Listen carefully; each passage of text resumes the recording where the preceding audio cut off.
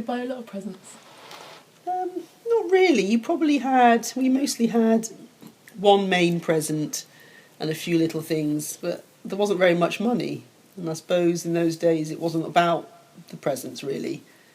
And I remember one year really wanting a doll, a Tiny Tears doll, and I was off sick from school and it was wrapped up under the tree and from the week before, and I opened it and played with it and put it back in the box. And they must have known because the paper must have been really dog-eared because I did it every day.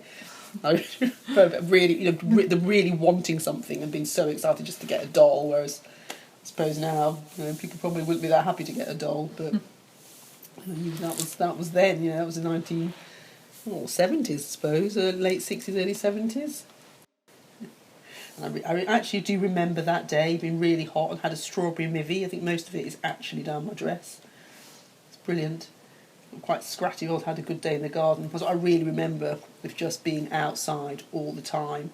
Like summers were hot and the winters were cold, and you just were out. You got up, you went out, you played outside, and you came in for your tea, and that was it. And if you didn't come in for your tea, you had to beat him with a hairbrush, which wasn't really great, really.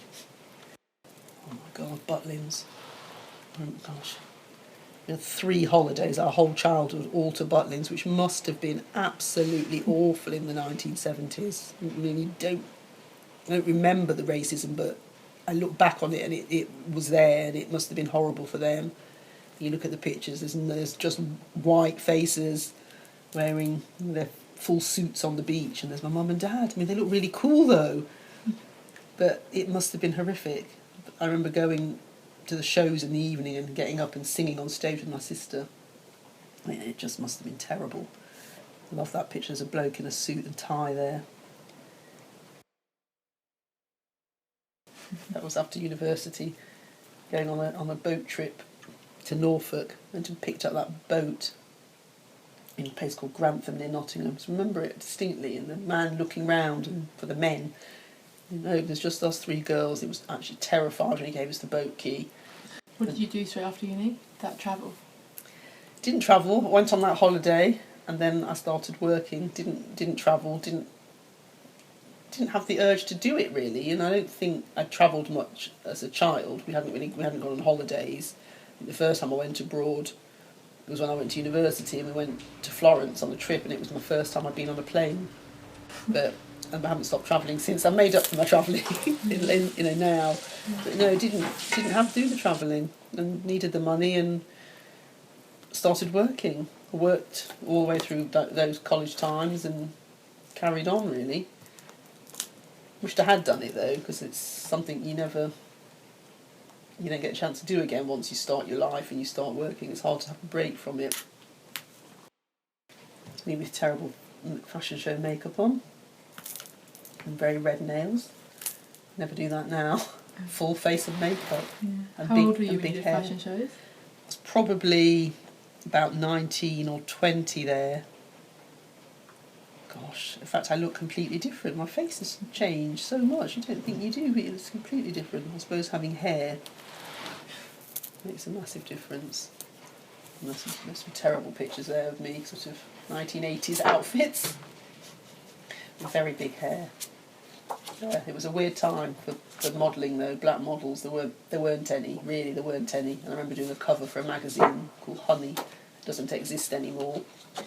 And they were so stressed about it that they put an afro comb over the front of it so they couldn't see your face. It was pretty appalling. They probably wouldn't be allowed to do that now.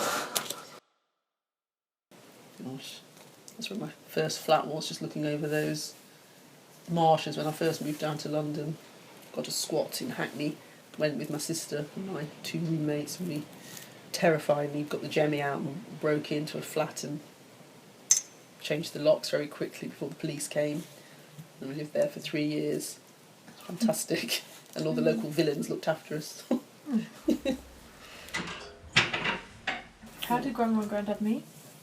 They met at a nurse's. My mum was a nurse at the Derby Royal Infirmary, and my dad was working in Derby because he's a joiner, and my mum was going out with the doctor, and my dad interrupted and asked for a dance, and the next day she told him where she lived, what road she lived on, which is Uttoxeter New Road. It's a really, really long road in Derby, And the next day he started at one end of it and knocked on every door until he found her.